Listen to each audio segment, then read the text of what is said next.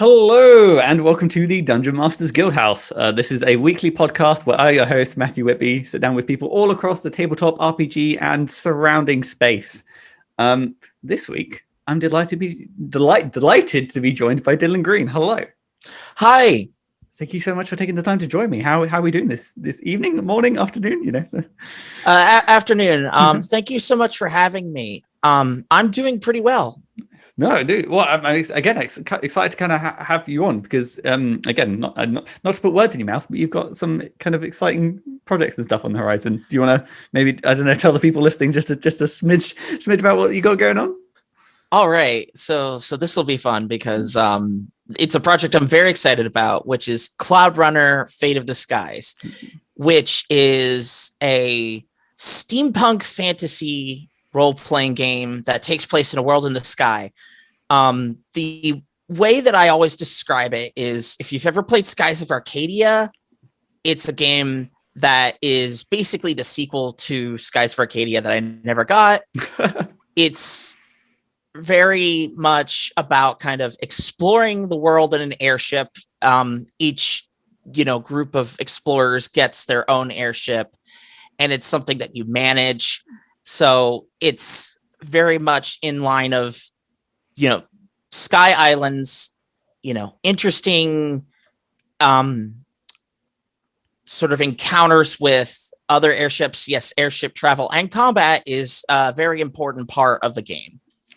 So I guess my first kind of question is out the gate. You kind of mentioned it in passing, but what were I guess some of the key inspirations behind just like a whole tabletop RPG centered around this kind of ship to ship airship exploration, combat, and everything within it.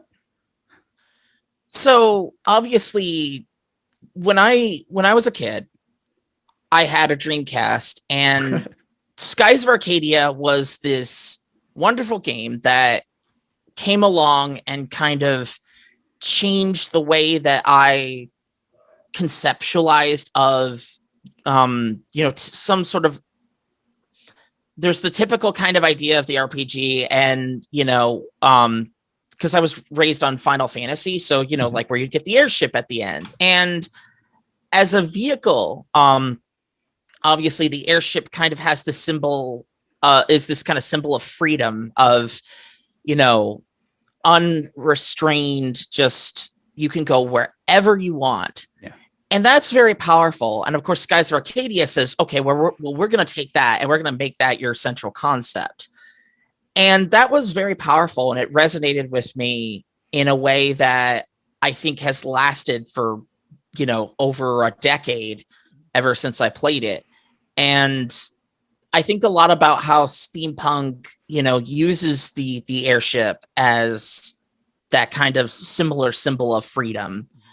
And as such, I kind of wanted to kind of explore that same design space of saying, okay, well, you have an airship and you can go wherever you want. It's kind of interesting you mention, because if you think of terms of freedom and stuff like that, my mind kind of always does go to the open seas and think of ships as kind of a way. But airships are essentially, just magic ships. They have, you slap a balloon on it, you slap some engines, and then suddenly you've kind of got this slightly more extravagant, more kind of just, I don't know, innately more wondrous, just by kind of taking a very, I don't know, it's the idea of making cars and just adding a kind of a flying element that makes them just more wondrous and kind of whimsical. Yeah, and in Skies of Arcadia, you can kind of see it too, where they draw kind of imagery from the Age of Sail as well. Like the little Jack looks very much like, kind of an Age of Sail vessel that is just stuck onto this airship apparatus. And that was such an appealing concept to me. The idea of okay, well, let's just kind of take that and put it in the sky. And I will point out that Cloudrunner is a bit more steampunk than Skies of Arcadia is. Skies of Arcadia is kind of this mix of clock punk in terms of I guess I wouldn't describe it as steam driven, though it certainly is there. It's not as present. Yeah. I mean, I'm saying it's clockpunk, but really I must admit the kind of unique distinctions between all the kind of like punks is always I always feel like I always have to kind of like bite my tongue when I'm just talking about like one particular type of punk, and they're like, no, it's not quite, it's not quite steam, but it's more of like, I don't know, like a hydro punk, or what have you. Yeah. Well, even now when I'm looking at it, it's like and I'm like, is it clockpunk? And I don't even think that's an accurate. It's because the way that I would describe it is that it very much borrows its imagery from the age of sail, the age of discovery, the age of piracy, and to call it, and that's kind of where I think its inspiration leads from. Now, Cloudrunner is more enmeshed with the industrial design, though it still, takes inspiration from Age of Sail. But sorry, go ahead. No, I was jumping ahead of myself just because my mind immediately kind of went straight to, was like, okay, well, say you have your kind of your sky vessel, your kind of ship and stuff like that. What, I guess, like on like in a nitty gritty sense, like what are the roles that the players are taking? Is it the case where everyone's kind of running around running on ship, like from port to starboard, to bring in my ship terms? So there is, the kind of overarching thing is that you are a group of explorers, contracted by an explorers guild, and you are going out to, discover the ancient ruins of a lost civilization known as Dead Heaven. And Dead Heaven is kind of like, it's also inspired by sort of the idea of the highly advanced ancient civilization. And so you have kind of this thing where you're on airship, you're you're in the sky, and then soon enough within that same session, you're on foot, you're exploring ruins, you're looking into these kind of very advanced pieces of ancient technology. And kind of the balance of that, I think, was just something that I was surprised that I was able to pull off, because I could see at certain points of the game there could be bottlenecks. And I will credit Fate Core for giving me that ability to do that, because Fate is kind of one of the only systems that I've run into where I can kind of seamlessly transition to, you're walking around on the ground and then you're in an airship. It just really worked that well. And I was surprised, but eventually it became just second nature, where we'd be on the ship, on foot, and there was no gears grinding. So I guess kind of one of my questions then is, so was it when you kind of came up with the idea for like how, or like, coming up along with Cloudrunner, did you kind of start with like an ideal system in mind, or which? Yeah, funny story. I said, I'm going to do work for this Cloudrunner novel that I've been working on, and I'm just going to use tabletop as world building, because I've done that before, where this will help me build the world, and if I can just have a one and done campaign, I won't have to think about it ever again. It'll just be that campaign that I ran, and I now have a novel. Okay, yeah. So yeah, here's what actually happens. The game becomes popular. I have like 8 or so people, coming up, at every session. And I feel like it's just getting bigger and bigger. In fact, it gets so big, I don't even write, like I put the novel on hiatus for a while, because it's like, well, the game is doing really well, I might as well just focus on that. And I do intend to return to the novel at some point because of specific world-changing events within it, but I have to go back and basically redo it from scratch, because the game has just taken off and it is established so much that I have to go back and revise it. No, it's kind of fascinating to hear about like a novel writing process that involves running a tabletop RPG campaign. Yeah, and this is the best kind of chain of events that I think could have happened, because I was prepared for it to just be this one and done thing, but now it's big. Everyone loves it in terms of my players love it. I show it off to the Fate community. They love it. It's gotten a lot of praise. I think there's just this sort of appeal of, the core concept of explorers flying around on an airship that just resonates. And I'm so thrilled that I was able to tap into that. Yeah. So then I guess to kind of pull back a little bit from like Cloudrunner particularly, where would you say you kind of like, I guess, like obviously writing a novel is clearly indicative of like a history in writing. But where would you say you kind of got your start in writing RPGs, or was it kind of, yeah? So in 2018, I signed up for RPG Writer Workshop, which was is hosted by Ashley Warren, who is a fantastic resource in terms of her knowledge and skill is just unparalleled. I love what she does. I will also point out I am actually being mentored by her at the moment. In fact, she's been instrumental in helping me put together Cloudrunner.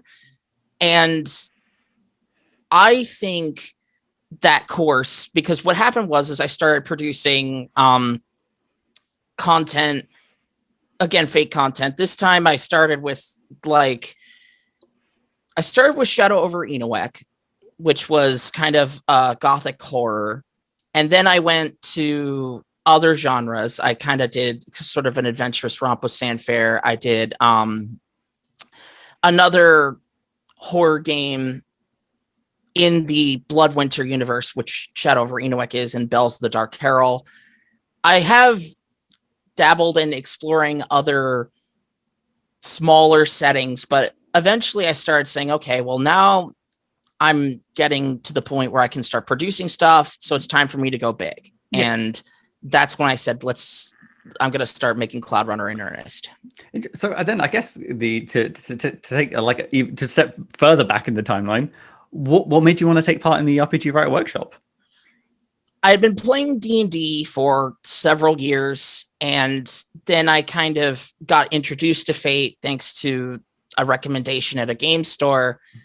And Fate in particular is a system that I think was built specifically for someone with my sensibilities, more of a narrativist kind of player / GM. I like kind of the storytelling aspects of playing. And I noticed that there was just not a lot of content that was pre-written for Fate. And there were some, but it was mostly the Fate worlds. And I was thinking, there's so much you can do with this system, and I would love to kind of explore that design space. Yeah. And that's why when I started writing content, I was like, okay, well, let me write some more Fate content. Let me see what I can do with the system and the kind of tweaks that I can make to it, and just have some fun with it. So I must admit, I'm not entirely I'm aware of the kind of the Fate system. I'm similar. I imagine they have kind of like a similar like open game license where it's kind of you can kind of take the core rules and kind of run with them however you kind of want.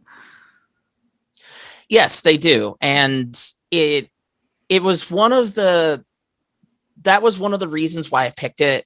There was no licensing fees or anything else like that, and naturally I thought this is kind of a dream. It's a system that I really love, and it is open license, and there's a fair amount of content that I can kind of borrow from in terms of they've open licensed several of the content from their Fate worlds, but it was also just something that was, again, designed with my sensibilities in mind. And I was debating as I was coming up with Cloudrunner, what exactly am I looking for? And Fate seemed to provide that perfectly.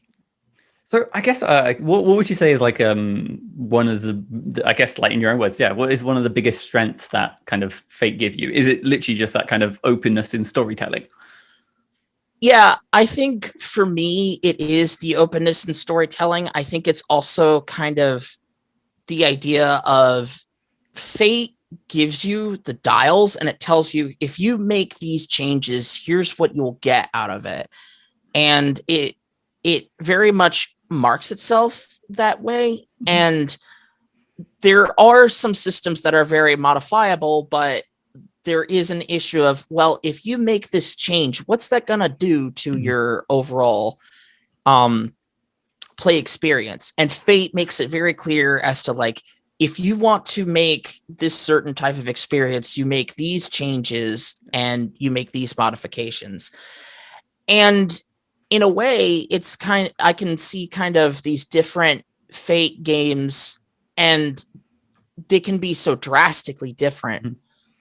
And that's kind of what I love about it, is that it can go in so many different directions. And I love seeing what people do with it. I guess to kind of pull out like some of examples is obviously you kind of started working in kind of with like a horror setting, or like, kind of like gothic horror, and now working towards a very sort of, I guess, explorative, I guess, clock punk.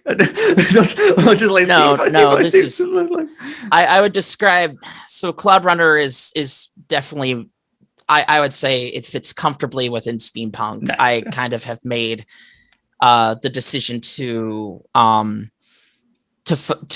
of focus Steam first, and that's everything where we're planting the flag. Yeah, just because, like, I want to make it absolutely clear in the marketing and in the design. It's like, this is a world that is Steam centric.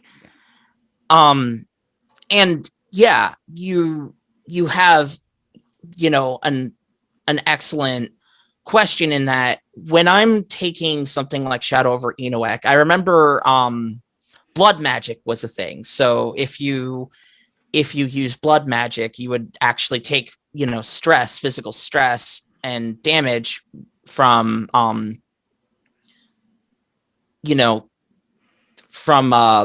making you'd have to injure yourself basically in order to cast a spell.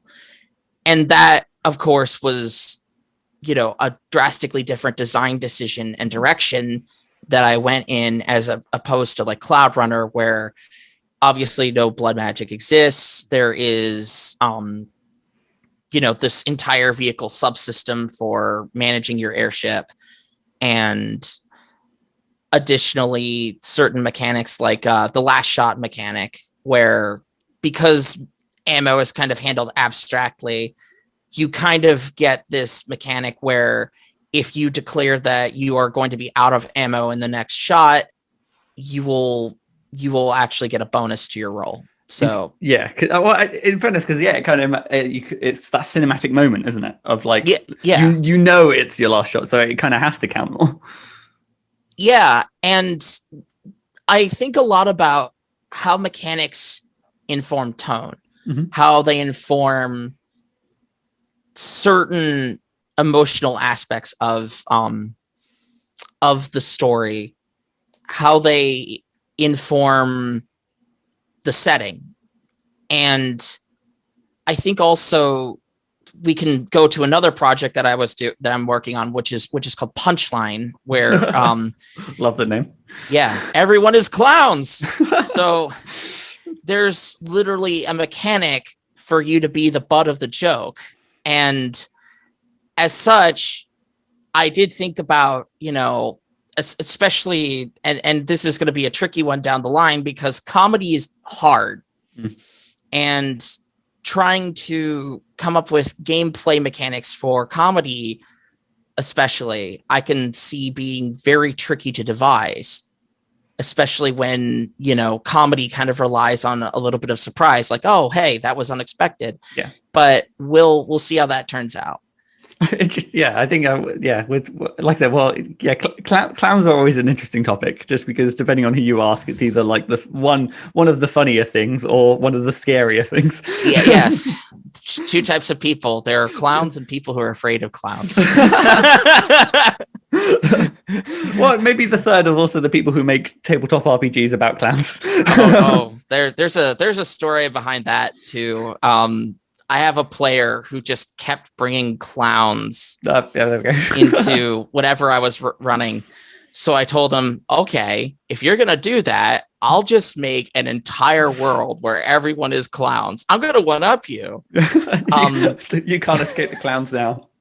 Yeah. So I'm making an entire game about clowns because he wouldn't stop bringing clowns into whatever I'm writing. So you kind of touched on an interesting point kind of there, because like to kind of talk more about, I guess, your kind of creative process and where your ideas start from.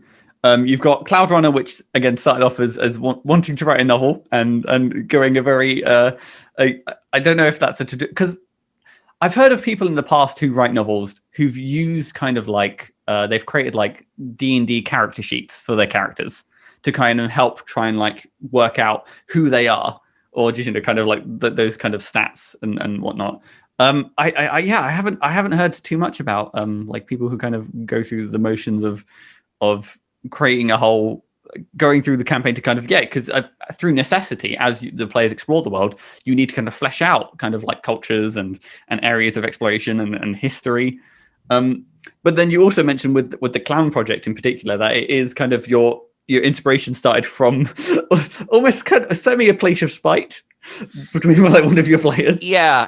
It's so when I think about my creative process, I pull from so many different areas. And I want to point out that I think that for some people, they kind of ask me, it's like, where do you get your ideas from? Do I just walk off into, you know, some section of the world and I just pull ideas from the ground and I come back with them? Like a writer's dome that you just sort of enter. Yeah.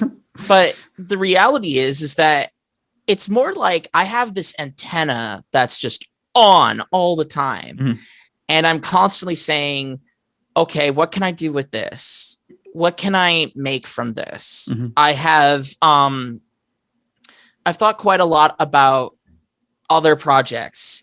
I think about, you know, markets that are a little bit underserved. One of the things that I'm planning on doing is kind of a Minecraft-like RPG where there's a strong emphasis on creating and building, you know, the world basically. And that was just inspired by the fact that I said, you know, why isn't there a game that's similar to Minecraft? Now, obviously there's questions of direct simulation, and that's why I think there hasn't been one. But if you're clever enough, you can kind of alter it to work within a tabletop setting and get the spirit of it. And I think that was what I was looking for with another project called Pickaxe that I'm working on. Nice. Another one is just I got to make a fantasy game at some point. So expect a fantasy game from me. That's definitely the case. I feel like I try to come at it from all sorts of angles. You know, there are certain ones where I feel like if I'm adapting something or if I'm taking inspiration from another piece of media, I kind of ask myself, what can I do that's kind of similar to this? I like kind of the results that or the feel of what I'm consuming. Is there a way I can kind of work with that? Sometimes I ask myself interesting design questions, like if I'm Pickaxe is another one where I did ask those questions, like, well, how do we do certain things? How do we imagine the world in a way that can be built? And Cloudrunner obviously was a big part of that. Was okay, so you're exploring through the sky. How do you make that into kind of its own thing, a pillar of gameplay, as opposed to kind of generally the whole, well, you're just going here now. You know? It's not necessarily about the destination. It's you know, the journey and how you make again maintaining this kind of skyship and everything kind of interesting.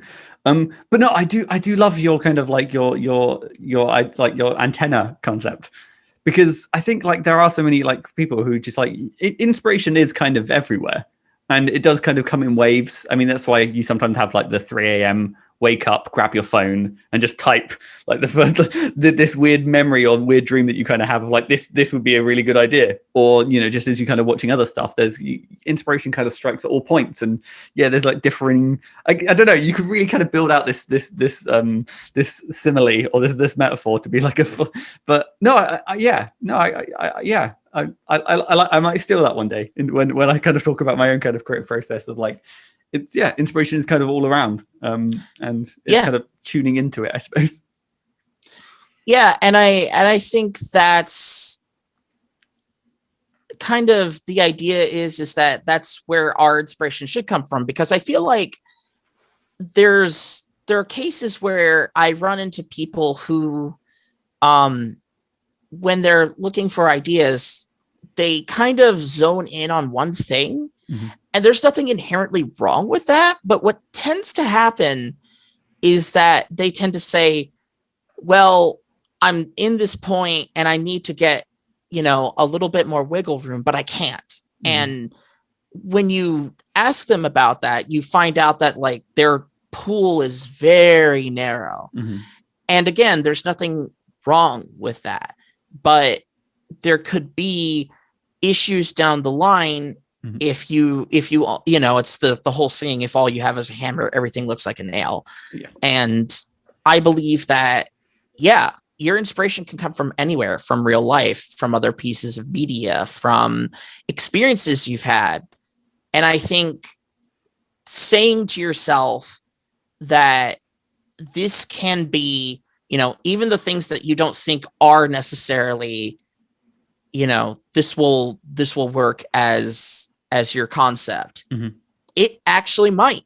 Yeah. You might just have to interpret it and kind of assess it in order to figure out, how can I make it work within this space? Mm-hmm.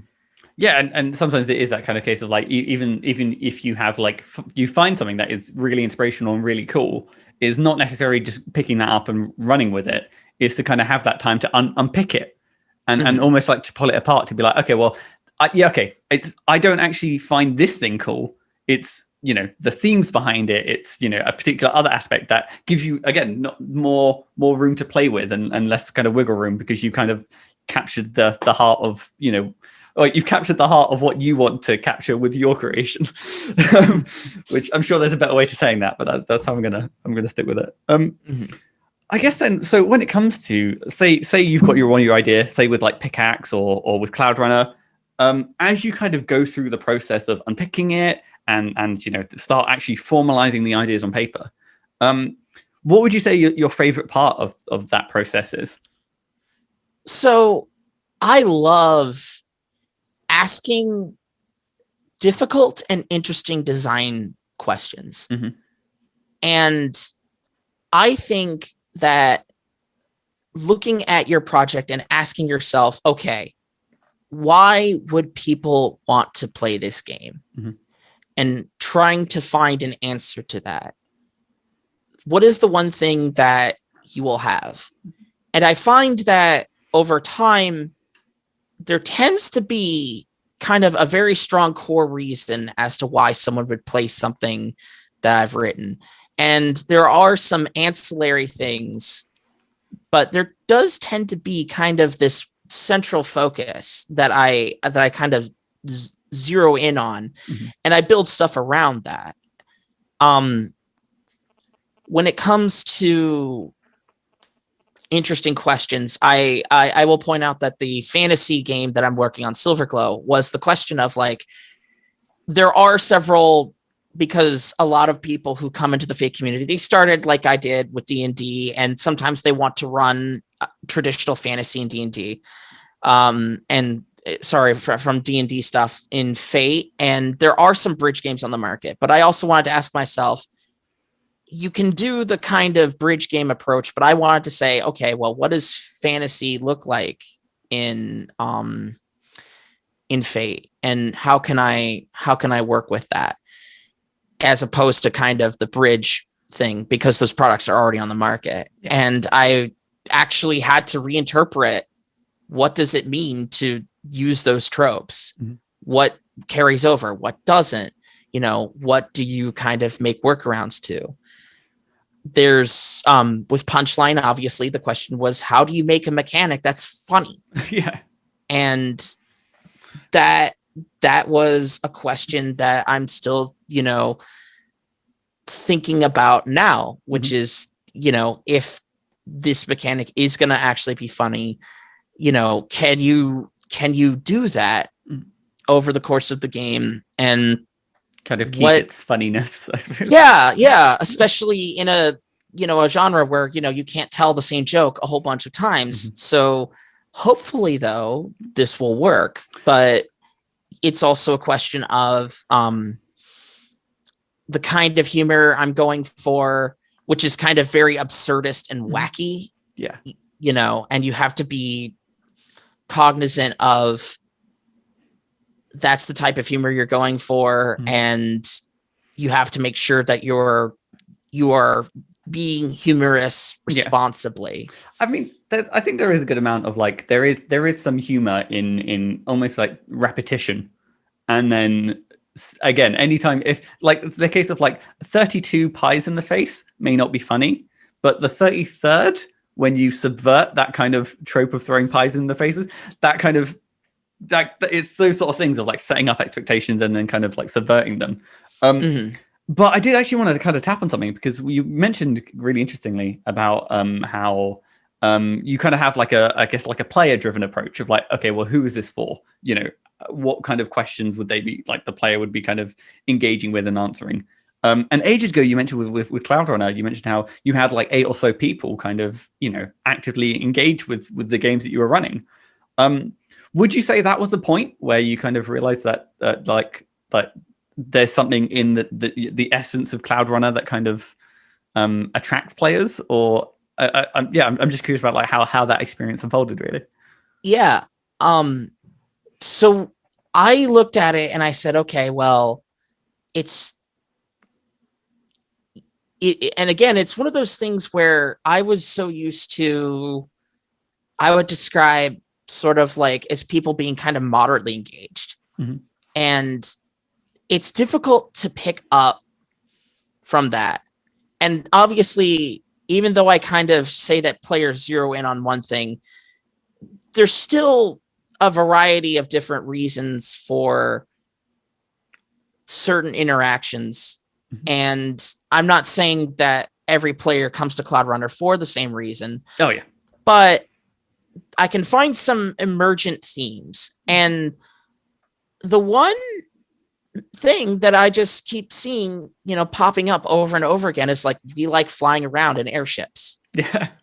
We like, and I do think that, again, I started kind of work on Cloudrunner in the middle of college when it's this meat grinder of a system where I don't have a lot of freedom at all. And I naturally was just thinking, wow, wouldn't it be great to be flying around on an airship in a world in the sky?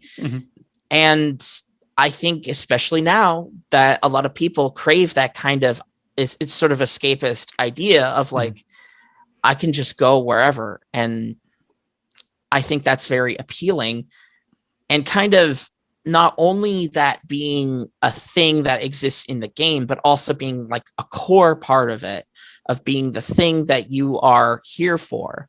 I think that was what really resonated with people. Yeah, so I suppose it's kind of like in a perfect storm of just, I imagine, in timing of when you're playing through it, of like the same kind of mutual thoughts that everyone's kind of feeling of yeah, just I don't know, just I wanted to jump in a skyship, go for a drive. So okay, so asking those kind of questions then, and kind of like thinking about the design process, if that is your favorite part of just your design process, what would you say is the other side of the coin? What is your least favorite part of any given project? So there have been several times where I don't have writer's block, but what I do have is, and I call it, and I believe that it is a sort of a recognition of this doesn't work. There have been several times where I've had a project and I've said to myself, what I've put up is not working. It is not giving the players the experience I want them to experience. It's happened with Cloudrunner several times where I've had to make significant modifications to it. Now, fortunately, I was able to, and I was able to do so in a way that gave the players, a smooth experience, improved experience, and it just plays a lot better. There's some projects where I said, I might have to blast this entire thing apart, and I have to be willing to do that. I was working on a horror game. It was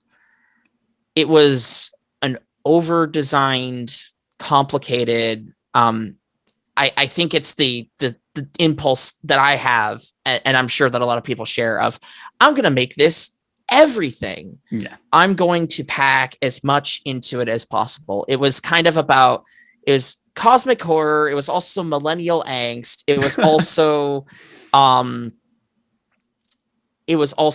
about, politics, very deeply political game. Obviously I believe that all media is inherently political, but at the same time, this one kind of focused on that. It was too much.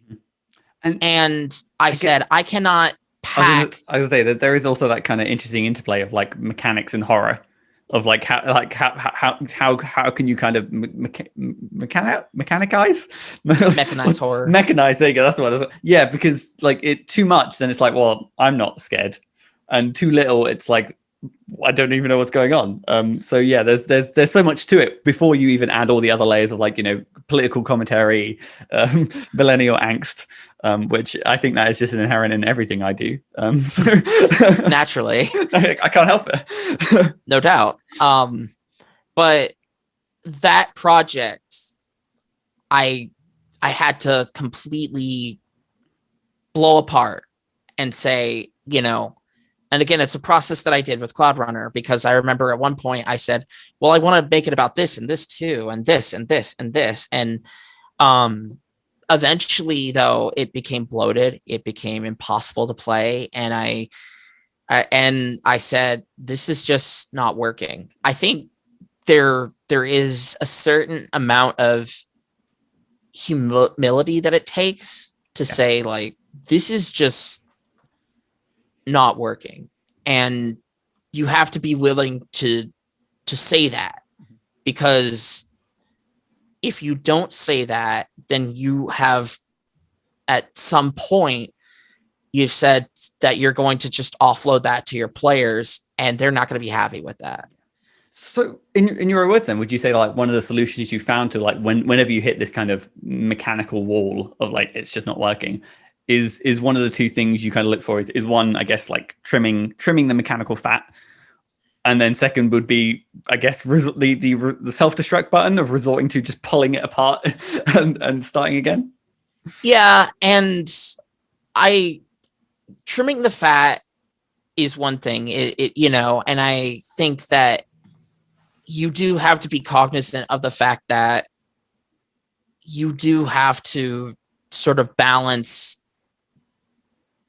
because a lot of us, especially, we have the desire, especially for a very comprehensive sort of complete package. But what we don't realize is that there are certain cases where you can attempt to anticipate every possible edge case, but you're eventually going to hit a point where you're creating text that is going to be used in such sparing occasions, where if you have some sort of edge case that you want to have a final say on, you might be able to, but realistically, you have to gauge whether or not the GM is even going to do that. And I find that your best approach is to ask yourself, what are the players and GMs going to need to know the most?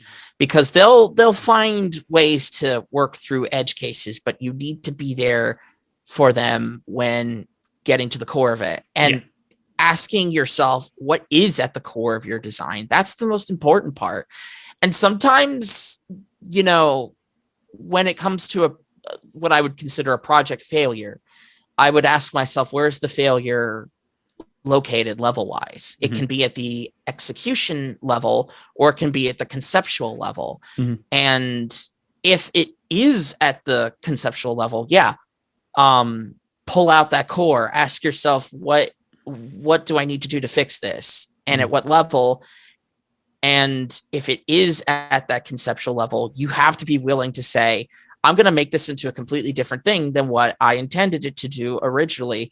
Cloudrunner, I had the original idea when I was about 12 or 13 years old, and I didn't have a concept of scope. I was kind of a naive, idealistic kid, and I was like, I'm going to make an MMO about starfighters. And of course, I quickly learned that no, you need a massive team with a massive budget and a lot of, equipment and like just capital just to get started. And eventually I kind of just put it on the back burner for years. And then I pulled it out when I said, I need a space opera novel. And then it was a really boring read when I made it. It was called Cloudrunner, which is funny because it's such a perfect steampunk name, but no, it was space opera. I call it Star Runner retrospectively. But it was such a boring read. And so what happened is I kind of was looking through media and I said, hey, mysterious geographic explorations of Desmerello is pretty good. So is Skies of Arcadia. I love that game. And that's when I said, well, let's change it to steampunk. And it just worked a lot better. And you have to be willing to do that with every single project, of saying like, this just does not work. And if you can recognize that, and if you can say to yourself with all honesty, when you can develop that sense of when it does work or doesn't work, and then you have to be willing to say, okay, well, if it doesn't work, how do I get to a space where it does work? And how much are you willing to change of it? And if you're willing to change all of it, which I feel like it's something that I learned from just going through the motions of doing a whole bunch of essays and other writing projects, I've gotten to the point where now it's like, no, this is not sacred. I can just rewrite it and toss out whatever I need to. So. It's a very sort of like liberating, I guess, like grand like moment of like dawning of like, oh yeah, I don't have to, again, I like the sunk cost fallacy has no bounds on me anymore. I could just cut ties and just like this. I need to start again or what have you. And I actually think you bring up a good point, because I've noticed that a lot of people who get stuck in these design traps, they're not happy about it. They're miserable. And so it's one of those things where it's like, okay, well, just because of that sunk cost, there's a lot of emotions that are wrapped up in it. And I can understand that because we do invest parts of ourselves into the writing, and to pretend that I haven't had cases where like it comes back, my writing comes back from an editor and they're like, you need to rewrite all of this. And I'm not going to pretend that I handled it like a robot or great. Like it got better over time, but you have to ask yourself, how much are you willing to get rid of or change? And you should also have a limit to like, well, this is just going to change into something completely different. And either I'm going to abandon this project, or I'm going to try and work within that line. But I think just the willingness to do it is important. I think what's been kind of interesting hearing you kind of chat all about that is it's not only talking about like reaching or hitting these walls, but also some of the mechanisms or processes that you've kind of developed yourself to kind of begin to kind of bypass them. Which I kind of want to pivot slightly to be like, okay, well, these are like some of the moments where you've kind of learned from, you've kind of adapted designs that haven't necessarily worked as intended. Has there been like a design choice that you've kind of made that you're like particularly proud of, like you can point to go, that has captured the essence, that has been it's chef's kiss? there's a consistent through line that you will see with any of my games coming up. Perhaps with the sole exception of Punchline, though that's not exactly true. Punchline will probably get this too at some point. In fact, I realized there's an obvious application. I like giving players a shared resource. This is the thing, and I will point out that this came from an issue that I had with some of my tabletop sessions, is that I felt like players were kind of in it for themselves by default. Mm-hmm. And they were kind of acting very individualistically and not as a coordinated group. Mm-hmm. So I started to ask questions about getting them invested. And there are some ways of getting players invested in through, like, you have a hand in the world building. You have a hand in, like, here, I will, you can create this NPC and Mm-hmm. we're going to kind of work through that together. I think those are great. I love giving players a shared resource. Obviously, with Cloudrunner, it's the airship. In Silverglow, it's a castle. Base building is kind of built into that game, and faction play is really important. In Punchline, obviously, while it wasn't designed with kind of like, it's not a vehicle-centric game, Mm-hmm. the obvious application is they all fit in a clown car. There are many different ways of travel in Punchline, such as getting shot out of a cannon. But I like, no matter how kind of comical or it just makes sense for clowns. Like, fire them out of cannon, get fire them out of cannon, clown cars. And in Pickaxe, you have kind of this rover that is this transforming vehicle that you can basically use to navigate the world. And I strongly believe that giving players this one thing that ties them all together. And I go with vehicles a lot because you're covering physical space, but it doesn't have to be a vehicle. Obviously, with Silverglow, it's a structure, it's a physical structure. I try to kind of keep things concrete because I used to try to do sort of abstract methods, but I find that giving players something that is visible, that is tangible, that because I remember originally I kind of said, like, well, the party itself counts as this character. That's one of the things I like about Fate is the bronze rule, like anything can be a character. And the problem with kind of making the party as its own sheet was that it was too abstract for me to really put my head around it. Yeah. And I said, okay, well, we can still use that concept, but let's just put it in a castle. It's this, again, shared resource that the players have kind of a stake in. Yeah. And I think that ended up working pretty well.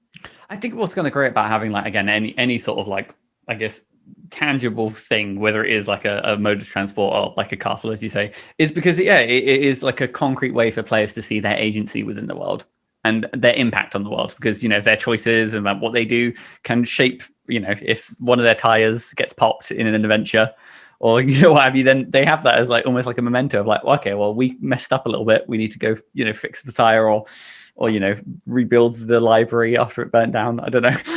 These are just I'm riffing here, but no. Well, yeah, it all kind of makes sense because it's kind of, again, anything that kind of takes the players not necessarily out of their character, but beyond their character, to be just like, oh, I'm not just this person. This is like a joint experience, I suppose. Awesome. Well, I guess kind of to pop a bow and a ribbon on kind of like the questions about all your kind of creative experiences or creative process. Sorry. Over your journey as a whole, then, is there any sort of particular lesson that maybe you wish you'd learned a smidgen sooner?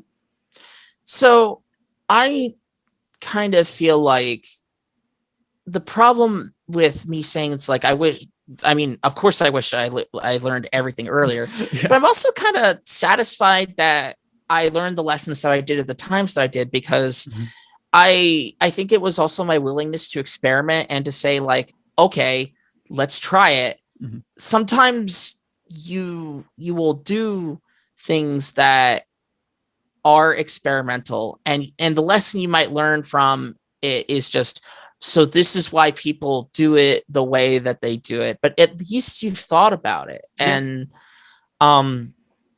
I guess the lesson I wished I learned earlier was just how vital it is to make sure that you're plugged into a community, to make sure that you have people who you're talking to, of having someone in the industry who is looking at your work and saying, okay, well, this has promise, keep working on it. You have that support, because again, that mentorship from Ashley has been just so instrumental. And I think a lot of people just kind of discount, having someone who knows what they're doing look over you and say, okay, well, here's what I see, and here's where I think you should go with it. Because I think a lot of us are just on our own, and I think community and having that structure of mentorship and of course sponsorship of saying like, I like this designer, let's put this designer in front of an industry person and see what happens. Yeah. No, I again, 100%. I'm kind of with you with that, particularly in terms of like just the occasional energy boost you get from engaging with a community, and just kind of just being in like a collab, not necessarily a bunch of people working on the same thing, but just seeing the creativity of going, oh wow, there's a buzz in here.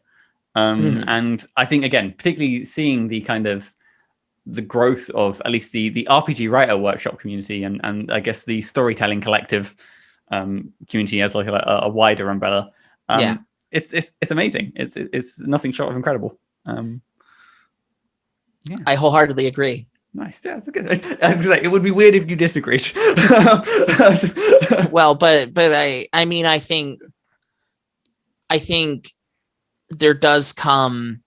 I will point out that especially in other RPG communities, once you get outside of D&D, that community is important. Kind of the disadvantage, obviously, to writing for a system like Fate is that it's just nowhere near as popular as D&D is. Of course, the advantage is that the community is smaller. It's a little bit more tight knit. I can have an easier time getting to know certain community members, like Randy Ost. I've managed to get in communication with him because I was doing a Learn to Play Fate, and he's an awesome guy, and I'm glad that we have that connection. And it would probably have been not impossible, but probably a little bit more difficult had it been a bigger community, because he probably would be a lot more swamped. No doubt that I imagine that there are tons of people in the D&D community who are, they're all trying to get there. And again, it's a more popular system. So I think there's also probably more room for, you don't need to be as well known, your content is just available on the market. So you don't have to do as much outreach.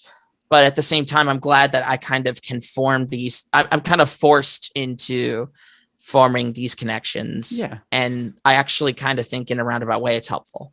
No, I like that. I mean, yeah, it's kind of all about kind of, I guess, no matter where you are, it's kind of finding your way into, find your way into the communities if you're kind of like sneaking in or breaking in, but nurturing that kind of community and engaging with it, and kind of gaining the benefits of being involved in the community at any kind of level. I suppose, speaking of the community, then I'm going to use it as like a perfect bounce board into like one of my next questions. Then is like, who would you say like are like some of the people in the the tabletop RPG community who kind of particularly inspires you? I can't sing the praises of Ashley Warren enough. I really can't. And I think that the work that she did for Rime of the Frost Maiden is excellent. I think that the work that she's doing now for Heckna and everything that's kind of going to follow from that I think is just absolutely inspirational. Now, I've spent quite a lot of time praising, so I want to give a little bit of attention to some of the other figures, because this does not minimize that in any way, shape, or form. Yeah. I think Ashley has just been so wonderful at every step of the way. I mean, it sounds like, at least for your journey in particular and stuff like that, it's nothing short of like, incredibly informative and kind of shaping the path you've taken. Yeah, definitely. The workshop, the mentorship, all of it is just fantastic. Oh, sorry. I was about to cut you off for a second. You had other names. Yes. So again, let me just give a little bit of attention to Draconic, who I also met through Ashley. He makes good work. I love what he's doing. I would love to collaborate with him on a project. In fact, I think he actually he is going to be doing a scenario for Cloudrunner. Ooh. So you've done it. You don't need to dream it anymore. I don't need to dream it. See. So that's the thing. I think of dream projects, but I don't really. With dream projects, I always find that I end up like, okay, I'm gonna do it. And it's sort of like there's a few different things. Like sometimes like the dream project is literally only on the horizon, like literally a couple of months away, rather than the sort of like, oh, I want to have like a castle. Maybe someday, years down the line. Yeah. No, but yeah, and anyone else? I will mention Randy Ost again. I think he does great work. He did an excellent Weird West podcast that I was on, and I loved the work that he did. I think as I kind of navigate through the space, I'm still trying to kind of find more of these creators that I'm particularly drawn to. I think there's a lot of talented people in the community. I love just seeing what people come up with. Mm-hmm. But I admit I'm also still looking for, especially kind of more in the experimental indie scenes. Mm-hmm. I would love to kind of get more integrated with them. But yeah, I think Draconic and Randy Ost, I think, do great work, and they definitely need to. Especially Draconic, I always tune into his writing Twitch streams, and I love them. And of course, Randy is. I'm actually going to be on another podcast of his at some point. So yeah. Unfortunately, time is nebulous in this kind of podcast space, because you never really know when it's going to be released, or like it's soon, maybe. Yeah, but it's I really think that the community as a whole, I am inspired by the broader tabletop RPG community, even if sometimes I slip on specific designers. Like, I love seeing what other people are doing. Yeah. And I do think it is an incredibly positive community, especially. Yeah. No, we're a lucky bunch in the tabletop RPG kind of space. That there are so many just lovely bubbles of people. Mm-hmm. Looking at the time though, Dylan, we've done it. It's the hour. It has gone. And again, I can't thank you enough. This has been incredibly insightful. I do want to say though, before leaving, we can't leave before chatting a little bit about what you have kind of on the more immediate horizon. And secondly, like arguably maybe more importantly, where can people kind of get news about your work? So Cloudrunner Fate of the Skies is going to be on Kickstarter this July. Ooh. So crowdfunding there, very exciting. Yeah. And if you want to get news about my work, you can go to silverlanterngames.com and you can sign up for a newsletter. Nice. Yeah, there will be a link to the website in the description. So yeah, the people listening, be sure to scroll down your phone, scroll down the YouTube link, wherever it is, just find it and click that link. Any social media handles or anything like that? So you can find me on Twitter at DG Cloudrunner. And that is kind of the primary way I talk to people. I do have a Discord server, and I will link that as well. Nice. Yeah, I like that. Yeah, by all means, check out, begin to engage, so the people listening, they can start to grow your community, and then there'll be people, building their own kind of Cloudrunner adjacent content, and it just balloons from there. Oh, that'd be great. So yeah, I will make sure that all of the links are there. Yeah. I'm really looking forward to seeing how this turns out. It's gonna be great. I'm incredibly excited. Yeah, July is going to be a very hectic and hopefully successful one for you. I wish you all the best. But other than that, honestly, Dylan, again, thank you so much for coming on and having this chit chat. It's been incredible. Again, I love any opportunity I can to get to pick at like people's design minds and gain those sort of insights. Other than that, I've been Matthew Whitby. You can find me at Whitby Writes. I maybe have some things coming out. I honestly don't even know anymore. So just check the description. If there's any cool stuff in there, give it a check. If not, that's cool. But before I ask you my final question, any closing remarks? Well, I just say that I'm always a big proponent of just, full steam ahead. Do whatever you can now, because the present is what you got. Yeah. Wow. That's I'm half tempted to just end the podcast on that. That's funny. But for old time's sake, I'm contractually obligated to ask it. My very final question then is, Dylan, is how do you end a podcast? I think the way I end a podcast is by just, again, encouraging people to go forth, make cool stuff, and don't be afraid of it. You got this. You got this.